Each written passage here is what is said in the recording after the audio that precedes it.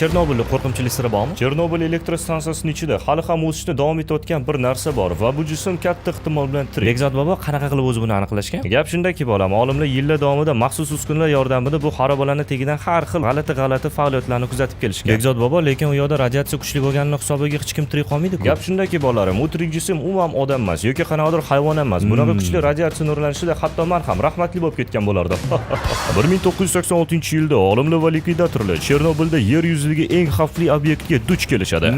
Internetda shov-shuv bo'lib ketdi bu xabarlar lekin. Oy, gapni bo'lma.